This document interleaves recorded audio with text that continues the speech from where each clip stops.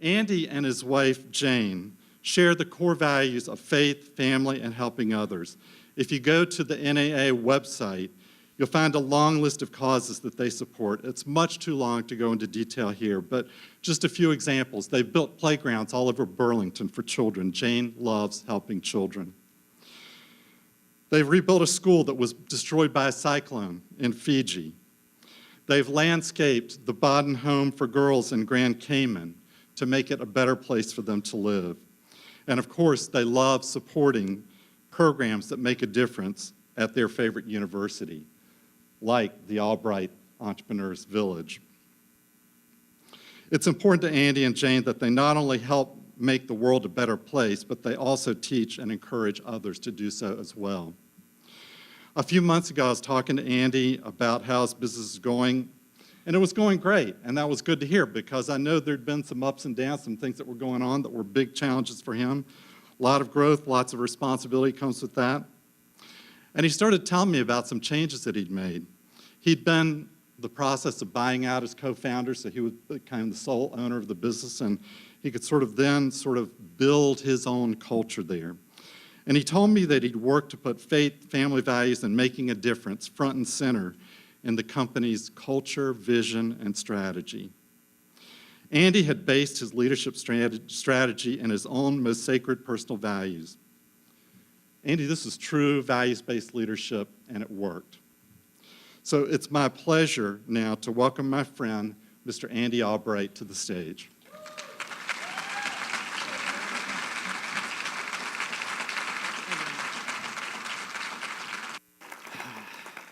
So, I'm Andy Albright. It's nice to meet you guys.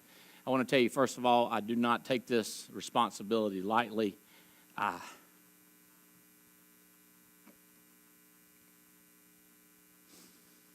thrilled to talk to you and serve you.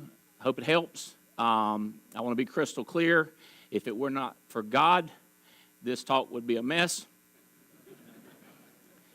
And it's not the things that I would leave out and I don't tell you that are good. It's the things that I would say that are very bad. God's keeping them in. It's not things I thought of. It's jokes my mother told me that are inappropriate. God, help me. And I'm not kidding. It's my pleasure to serve God. It's my pleasure to serve NC State. And I'm like that little kid that prayed. He said, God, protect my family. Help us as friends are gathered here at dinner. And God, take care of yourself. Because if you go down, we're in a world of mess.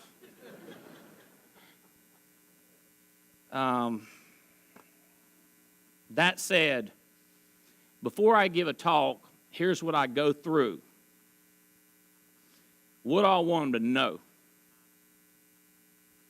When I leave the room, what do I want them to know? What do I want them to do? And how do I want them to feel when I'm gone? My plan is to make it crystal clear. I'm committed. As for me and my family, we're all in. We're going to expand the kingdom. We're going to make America great. And North Carolina State, I'm in 100%. What I'd like for you to do, I'd like for you to give. And let me be crystal clear. I want you to pile on. Never has a Shelton Leadership had the finances they got right now. Never. But they got them. Pile on. I know other universities out there hurting. I don't really know nothing about it, really, because I don't pay attention to them. But we rocking. I understand Chancellor said we just raised over $1 billion. How about that? You need to pile on. You better jump in. You're going to get left out. We ain't going to need your money. Then what you going to do with it? Keep it? That's bad blessings coming right there, Bo. You better get rid of it. I want you to give.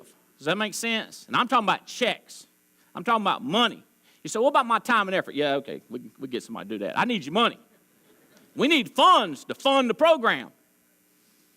Like one of my preachers said, I said, what about if I get money from people that ain't so good? Should I get them to give it to you? He said, what are you talking about? I said, maybe it wasn't right. He said, what do you mean? I said, you know what I'm saying. He said, you mean tainted money? I said, tainted money. You want tainted money? He said, bring it on. It tain't enough. They need it. It's a good cause. I want you to feel that you're on the right team, you're doing the right thing, that it's as good for you as it is the organizations that you're supporting. I want you to feel good about it. I want you to feel warm about it. I want you to be jacked up. I want you to be energized about giving, about helping out.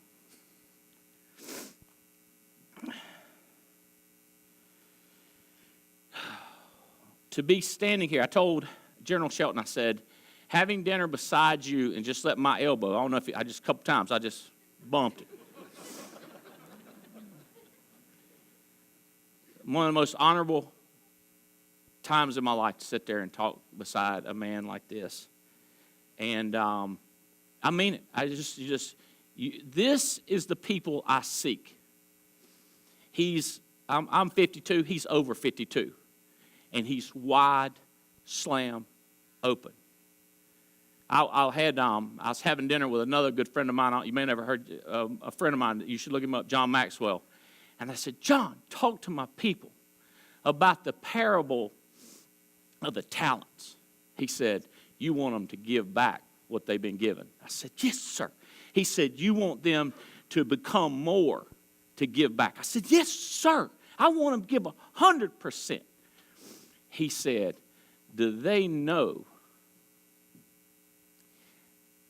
the parable that says, of those that I served, you have served me?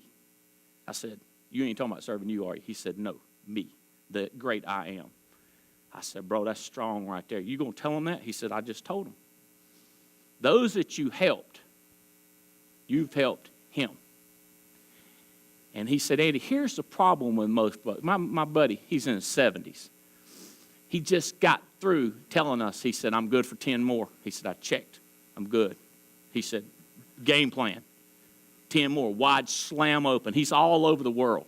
He said, here's what we need to get people to understand. It's not when am I going to get there.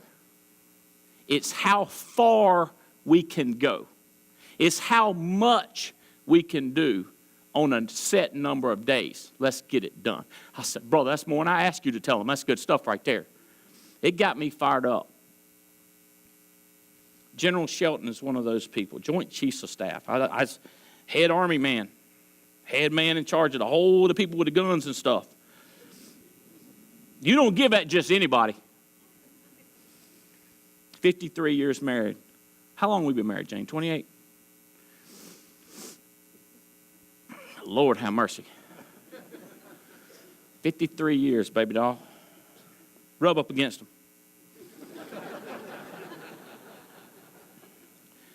He's telling me about his children, just messed me up. My daughter's right there, Haley, messed me up what they've done, what his kids are doing and have done. Talk about a dream of a parent to have kids like that. What an incredible example. And Carolyn, to see you there with him, I love it. I love it. Smiling, and that's my man. Oh yeah, did I mention he graduated textiles just like me? That means I got a shot. See, I grew up over here in Burlington, cried. Probably not hard for you to imagine. When NC State won a national championship. You said, why does that matter? I just wanted to win. I ain't never been big on losing. I ain't never lost a game. Sometimes they run out of time, but I fight. I try to break the backboard or something, make them come back. I just loved NC State all my life. And I grew up with no money, no tickets to ball games. Just wanted to go to NC State. And people said, why'd you go to textile school? I said, man, textiles in North Carolina. Everywhere. I love people with clothes on, pretty clothes. I love nice stuff. He said, really? I said, no. He said, that's the school I can get into, so I'm getting in that one. But it is true. In North Carolina, I've got a lot of textile mills. So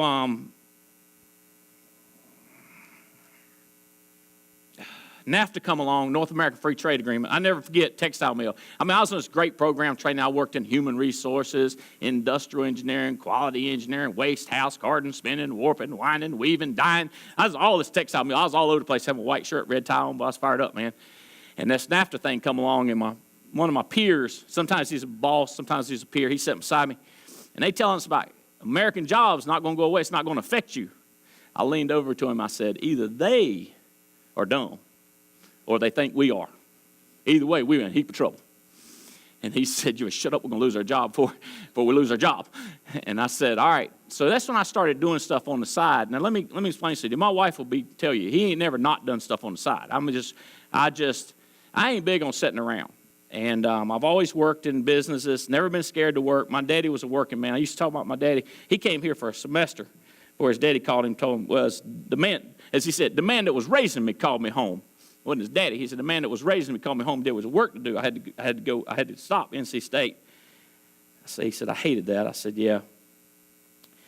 So I got started on the side of being a textile engineer, and I got the opportunity to come to a seminar like this. I got to hear John Maxwell. I got to meet and chat with Brian Tracy. I met Rich DeVos and Andy Andrews.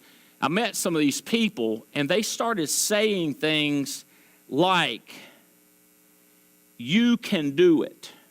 Like, anybody in America can do it. And they started telling me exactly what it took. And I was so fired up.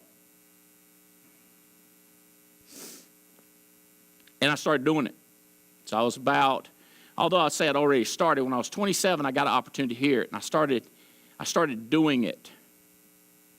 And today, we've got over 150 employees, and started in the basement with Deborah Pendergraft, my secretary, and we had another person, and I've got all kinds of engineers from NC State, and I've got the less expensive Carolina folks that are working for me that do the media and writing and stuff like that. I love them. There's several in the room that fit that. They're the exact description. I love them. So now we've got the private plane and the Ferrari and the H1s and the Maybachs and the Rolexes and crazy stuff. People say, is it worth it? I go, oh my God, try it. Young people. People say it ain't what it's cut out to be. They ain't never been there, or they don't know what to do with it or something. Season tickets everywhere. Everywhere. It's insane. On the court, 50-yard line, in the Wolf's Den. You say both of them? Both of them. That means both of them, where I come from. And let me tell you something. You got to give to get the opportunity to buy. That makes sense. I said, wait a minute, I got to give to get the opportunity to buy them. They said, yeah. I said, I'm in. Money's something I got. And I mean, let me explain something too. Said, did money make you happy? I was already happy. I'm just happier. I'm just sitting in a different place. My car is way smoother. The leather is plush. It's Italian, you know. So it's not like I'm happier. I'm just living it in a different seat. This Monday, Tuesday, Wednesday, we were ridding the world of some pheasant who apparently was stealing this man's seed. So we had to take him out. It don't make no sense to me. I love it. It's just exciting to me to get to do stuff. So we started out bringing speakers in because it was so near and dear to me. And I don't even know what that commitment was, but we started bringing in speakers because I wanted young people to hear the thing, because people don't hear this stuff. I got a young man over from Ohio who drove down here 9 hours this morning or all night to see me, and I was talking to him on the phone, and I was saying, have you heard this before? He said, yes, I heard it from Nito Quabain. Nito is the president of High Point University, who they are not raising as much money as us. And Nito, I paid him to come in and speak. And what he said, my man heard.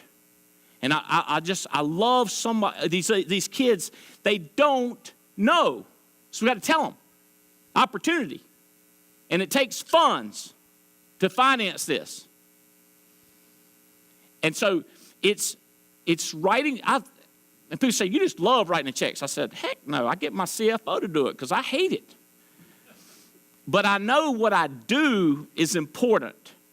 And I know I got to do it. People say, like, you're not a generous person. I go, like, there's laws out there, and you just got to work within them. And you can't get more money if you don't give it away. You can't become significant. You just got to do it. Just close your eyes, hold your nose, like my dad used to say, and swallow, Bo. Write the check. Tell them how. Let me tell you how to do it. Let me just say, in an emotional moment, make the commitment. In an emotional moment, make the commitment. And after the emotion is gone, it's called character, keep the decision you made during the emotional moment. That's how I do it. I get all fired up. And I text them, write a check, $100,000. Like, oh, God. Send. Oh, God. That's the way you feel. That's the way I feel. You might be like, that's right. I'll be like, oh, God. Like this one right here, I'm like, oh, God. We got to get this thing moving. We got to sell some insurance up in here. So we got about 10,000 salespeople. We love this. We're a leadership development company thinly disguised as insurance sales. We're in middle America. We drop about 1 million letters a week across America to people that bought, refinanced homes. People that got divorced, married, divorced, married. Multiple times we get to mail that one. Bam, bam, keep that address. We're going to need it. And had a baby. Anything that happens, we'll mail them some direct mail. And then one of my friends, he said, you know how to call them people too. I said, I don't know how to do that. He said, I got a buddy up in Kansas. We'll fly up there and ask him. I went up there and saw him. I said, I believe we can do it. That ain't that hard. I said, we just need us a good attorney. So we got us an attorney. We started telemarketing. I don't know how many, I think it's about 50, 60,000 calls a day. I used to call it community outreach, but it's really telemarketing. We got about 35, 40 websites. I don't care what you type in about life insurance. You're going to come to one of our websites. It might have a different name, but it's us. You hit submit, baby. We call that a godsend because it goes straight to somebody, hopefully in your neighborhood. They get that speed lead. Matter of fact, we run it like a textile mill. It's a manufacturer. We used to manufacture denim. We put out some jeans at Burlington Industries. Now I put out hot prospects to all our guys. And I said, all right, now listen, you got to go in the house. You got to understand 70% of America ain't covered. They don't know what they're doing. They ain't thinking about tomorrow. Our biggest competition is Walmart, pizza, and beer because they'll spend their money on that if you don't watch them. And they ain't done nothing to protect their family. You're the voice of reason. Get up in there and tell them what's what. And that's what they do, and they come out. And see, here's the good thing. When you get young people telling other people what's what and what's the right thing to do, they hear themselves saying it. And let me tell you something. Ain't nothing nobody believes more than what they say to themselves. That's why I believe what you say to yourself is critical. All right, we got to roll. I got a lot to do in about 6 minutes. Good leaders know that information, well, I was listening to these speakers talk. I'm going to tell you what, bro, and the guy speaking this afternoon, Mr. Goldsmith, I'm going to tell you what, they got some information. Information and events change people. I ain't going to ask you to raise your hand physically, but in your mind, do you mind raising your hand if you just need to change just a little bit and you know it? Don't raise your hand, but in your mind, I'd like to see it go up. To change people, it's information and events. I call it get them in a tent. If you up in here, congratulations, you got a shot at changing because you're going to get the information. You're going to get what you need. Say, that's it, Andy. Well, here's the problem with events and information. It's a lot like a shower. It works, but not very long, and you got to have it do it over and over again. Okay? We're going to have a fundraiser, and we're going to raise $1.6 billion, $1.7 billion, $7 billion, about $2 billion. But what we need is what great leaders know. It's culture. It's every day It's wake up in the morning thinking about it, get breakfast thinking about it every day. We need to build, and we are building, and thanks to this gentleman over here, we are building a culture of giving. And I'm going to tell you something. You want to create something, you start giving like that stuff, giving, stuff start coming in. That's just the way it works. That's what we're going to become. That's what we are becoming.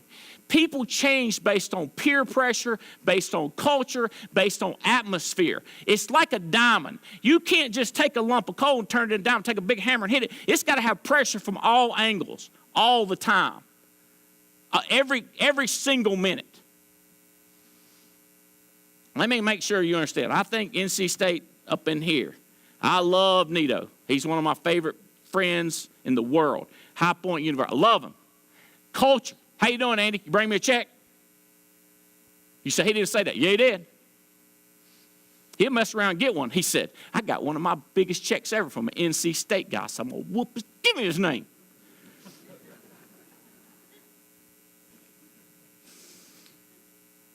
I love that culture. I love that NC State is a culture. See, if we get people giving, we get to be getting. It just keeps, it's a rule. It's a law. I didn't make it up. I just work here.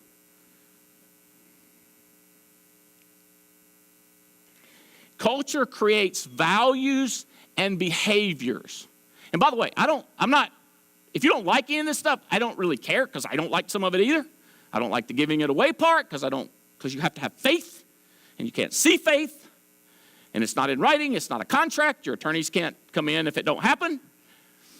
But it's just the law, the way it works. You give it away. I can't help this one either. Values and behavior drive culture.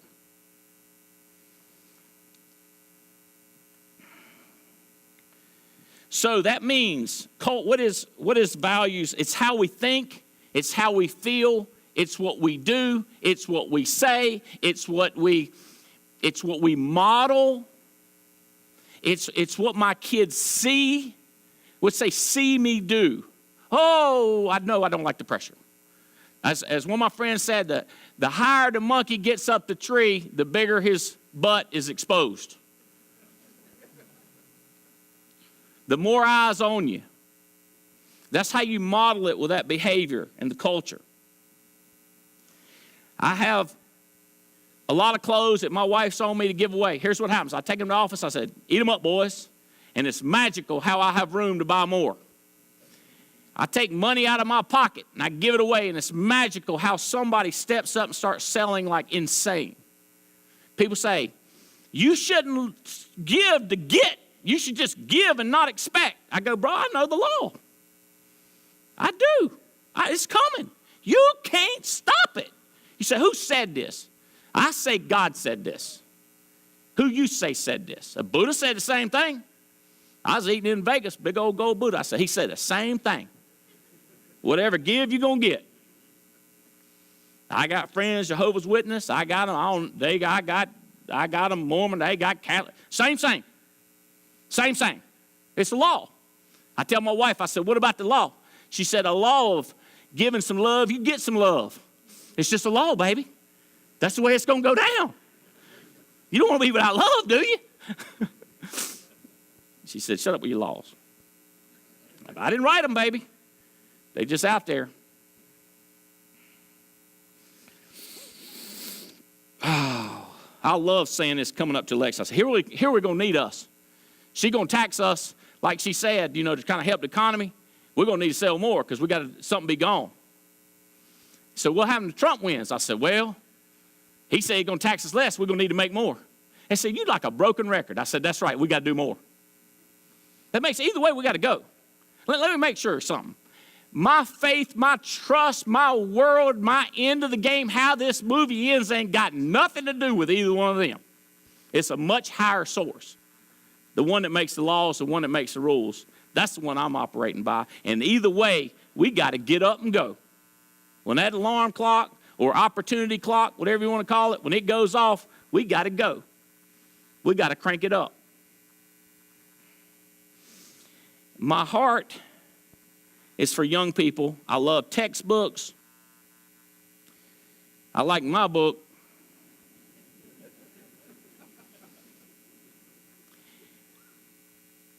My parents were not perfect, but they had an example of work ethic and love.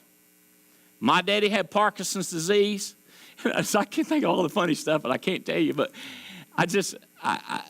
my mama, she stuck with him, and she waited on him hand and foot, and couldn't nobody have done it. She wasn't in the best of health. She just took care of him. And my daddy, I'll tell you, I got to tell you one. It's just how he was. So his leg, his leg wasn't much bigger around as my wrist right there, just small. And I'd moved back to Burlington. Me and my wife, after all my part-time jobs was enough that I didn't have to work anymore. So my wife didn't have a job. By the way, she graduated at University of North Carolina, Greensboro, undergraduate in education, then went to Fayetteville State, master's degree in education. She taught middle school for 7 years. Absolutely loved it. And then when Haley was on the way, the doctor said, we prefer her not to work. And now she worked, but she had Hodgkin's disease. She worked through that, had to keep a job. And I vowed that'll never happen again, where my wife has to work like that. So when it came time to have Haley, the doctor said we prefer she didn't work. She didn't work. So she was able to walk away.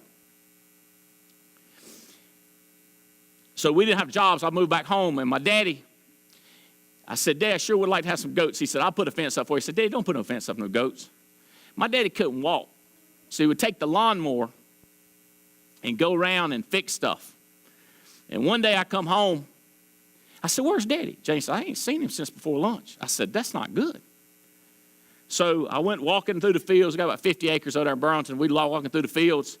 I found the lawnmower, but Daddy wasn't on it. And so I started looking around. I got up on the lawnmower. I saw him. Wasn't as far as from here to you. Here he was. He was giving his number right here. He was doing it. If you know the Parkinson, he had this Parkinson shake going on. I said, what are you doing? He said, I'm looking for the lawnmower. I said, what'd you get off of it for? He said, that's what I'm wondering. So my dad was about 220, about 6 foot when he's full grown, but he wasn't full grown when he had Parkinson's. So I scooped him up, and I scooped him up, put him back on the lawnmower. I said, you can't come down here no more. Oh, don't tell me no more. He's just a hard-working, he's just going to go, just keep going. I love that example that they set. Now, they weren't perfect. And I want to tell kids, but if I told you about my parents, like I tell you that, and that's why I want to give you this perfect thing. But my mama was the one that said, you better not go down there at the pond, come back up here, drown, talking about, I couldn't breathe, I died. What? That's one I can tell you that she said. I've thought of 37 jokes that I cannot tell in public, private, mixed company, nothing. I want to help show these kids a culture of fighting, a culture of not giving up, not worrying about what the world says, not worrying about uncles, neighbors, peers that don't want to keep running. I want them to keep fighting. See, when I was back there in Union Ridge, I got this brim pond, you wouldn't believe it. I was sitting down there barefoot, barely shorts on, no shirt, fishing, and I was thinking, how do some people make it and some don't? I just wanted a shot. I was praying for a shot. And fortunately, I met some people that would say it. Just like Tom Miller, who I know he's sitting in front of so many young kids, said, you can do it. No, listen to him. Do it. You can do it. All I wanted is a shot. And I want to provide, and I think the Shelton Leadership, I think that's what you do. You provide them a shot, a chance, a dream, a spark. It's what the entrepreneur schools does. It gives them, it tells them, let's go, let's do it. We need more good people doing good stuff. If enough people sit around and do nothing, we're going to have a mess. We got to go. We got to get up and growl, man. Grab it. Let's go. When I see these youngins, I see me, and they look, I'm going to tell you something. I agree with you. Make my head hurt, they're so smart. But I promise you, they're wondering, what about this? And I heard that. You don't need to have too much. Let me tell you something, young kids. I got thinking about it. It's about 18 months ago. I was rolling checks. It's crazy coming in, buying stuff. I asked him, and I give this guy a boatload of money. He's super nice friend preacher from Orlando named Tim Goad. You look him up, the Goads, Tim Goad. Tim says, I said, Tim, are you sure I'm okay?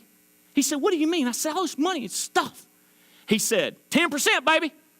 I said, what'd you say? He said, 10%. That's all you got to give away. You got to pay your taxes to give away 10%. I said, fired up, I'm in again. So you make $100 million, you give away $10 million, you're good. You say, can you give away more than that? Yeah. Can you give away less than that? Not a good idea. Do what you want to do, but Tim said 10% and you're good, because y'all don't want to appear greedy. He said, you're not greedy. You're just good. You got your head down. God's got his hand on your shoulders. I said, quit saying that. He's like, he does. I told my friend Adam Katz, you might can tell he got kind of a straight connection up to God. I said, Katz, Tim keeps talking about God's got his hand on me. He said, yeah. He worked with the messed uppest, worst, stuttering, confused, sinning people in the world. Because he said if he did something good with them, it'd be a miracle. I said, God, he's probably right. He's probably working with me because I am that messed up dude. That's why I can't take no credit. I can't take none. I'm just scratching, clawing, reading, asking questions. But I'm dang sure going to give it away. And I'm going for more than 10%.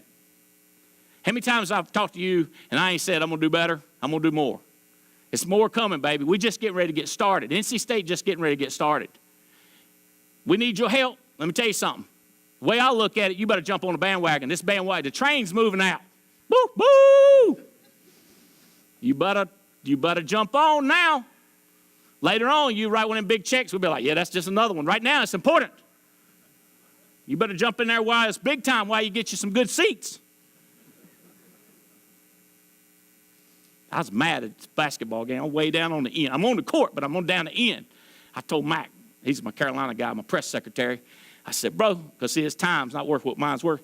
I said, you call up there and tell them, say, y'all done moved my seats down further. He said, they at same place. I said, I don't remember it. I believe they moved it 2 foot to the left. Here's the way it works. Survival, we got to have something to eat.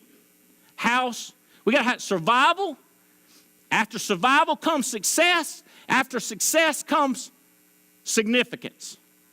And significance is who you're going to serve, what you're going to serve, how you're going to serve. And everybody picks something. A lot of people pick themselves. I'm going to sit at home. I'm retired. I deserve it. Serve yourself. I'm going to save this money. I might need it. Brother, who you going to serve? As for me and my house, we're serving. And the closest, biggest, bestest, most dear thing to my heart platform to serve off of is North Carolina State.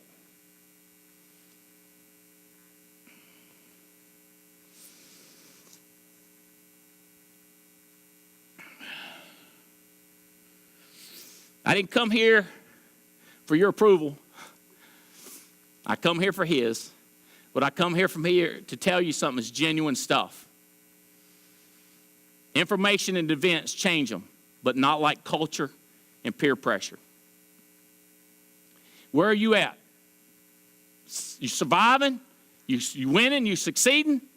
Who you serving? What you gonna do? D-O. It's think and do. It ain't think and think, wonder, might. Chicken got mites. Trying to figure it out. Is it good enough? Is it the best ROI? It's think and do. I love you. Hope this helps. And good luck with them questions.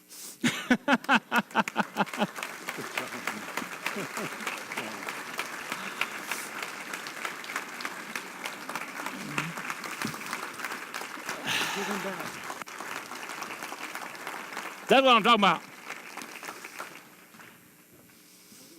Money, I don't know. Do something with it. Give him a receipt. I always try to get credit so I can get better seats, but you do whatever you want to do.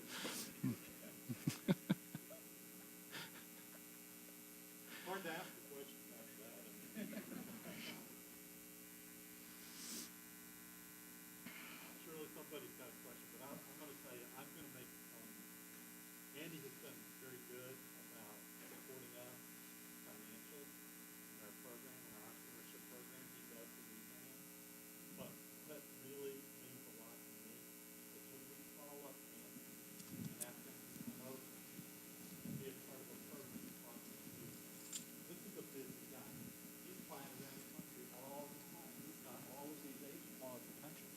he will make,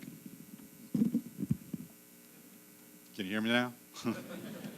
He will make time for that. And it's Andy, I really appreciate that because you know, that one-on-one that you spend with students is just incredible. And in fact, we had a Shark Tank event. We called it Wolf Tank the other day. He was so impressed with some students that had a good idea but were kind of struggling. He took them under his wing. He invited them over, spent time with them. And he loves to make a difference. And Andy, I really appreciate it. But come on, let's have some questions.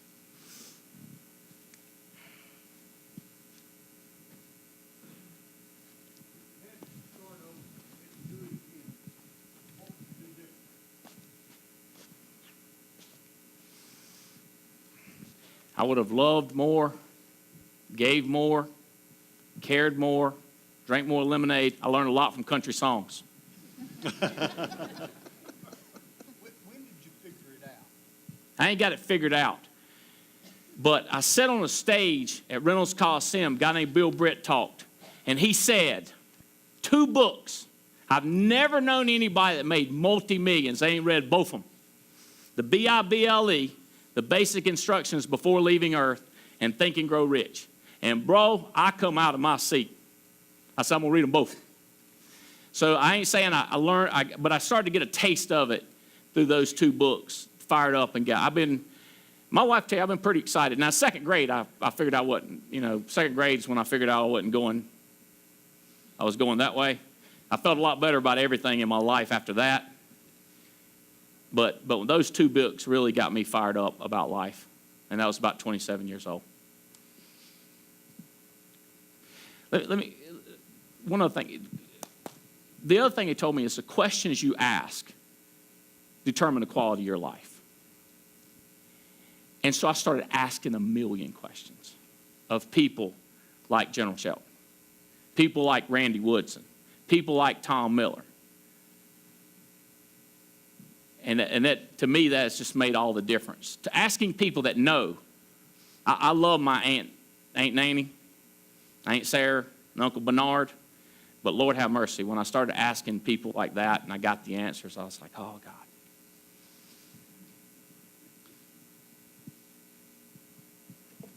One more? Way back in the back.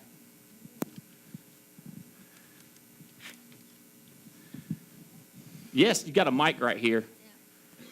Be So nice. my question is, as a student, we're not rich or anything, but we tend to spend money on stuff like pizza or going out or going to the movies, when we can really spend this money like buying books, which can really change the way we think.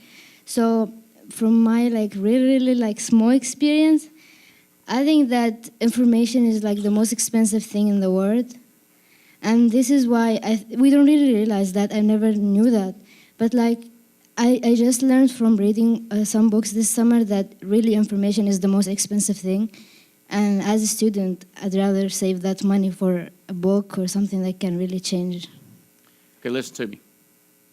This is 5 years from now who you are. You ready? It's the books you read, the audio that goes in your head, and the people you hang around. Done. Does that make sense? So, I don't know if we still have these, but they used to call them libraries. I don't know. I know the entrepreneurial school has a lot of books over there. You can just grab them, take them. They're cool with them. You come to my office, you can just get them. There's no lock on the door. I got $50,000 worth of books. My staff just comes and get whatever they need. Just take it. Just take it. Get it. You don't charge them. No, it's books. I got that. Okay. So the books, the audios, podcasts. It's on your phone. There are people on there. If you search me on there, I mean, just stuff. Now I'm not the best. I think Steve Furtick might be one of the best. But you get to go on podcasts.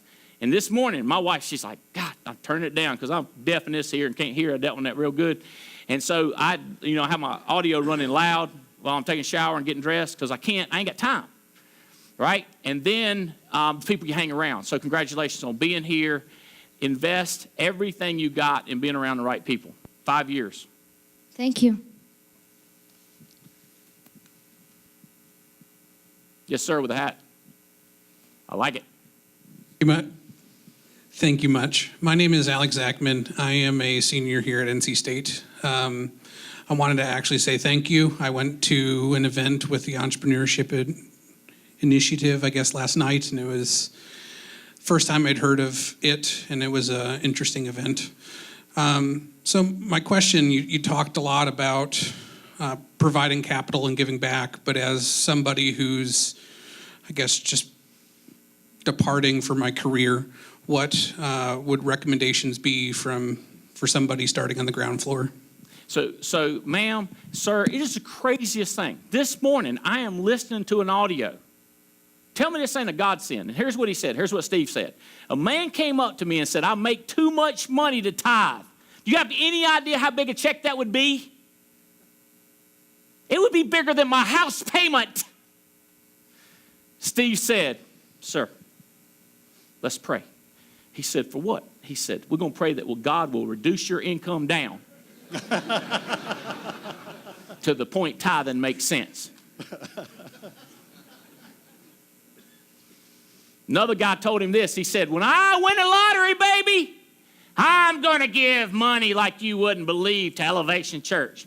That'd be like, when I win a lottery, Bo did entrepreneurial school. You can't wait to see it. He said, well, I looked at the records, the tithing type stuff, and the money you giving. If that's 10% of what you making, bro, you hurting. 10%. 10% of a small number is 10%. 10% of a big number is 10%. I ain't trying to say nothing, but this ain't Democratic math. This is straight up NC State textile. Stomp it out, do your fingers, get your calculator if you need to. 10% is 10%. I don't know if that helps any, but I didn't say that, by the way. That come from Steve on the audio. I'm repeating what I was told. I don't mean to offend anybody. On the other hand, if the shoe fits Cinderella,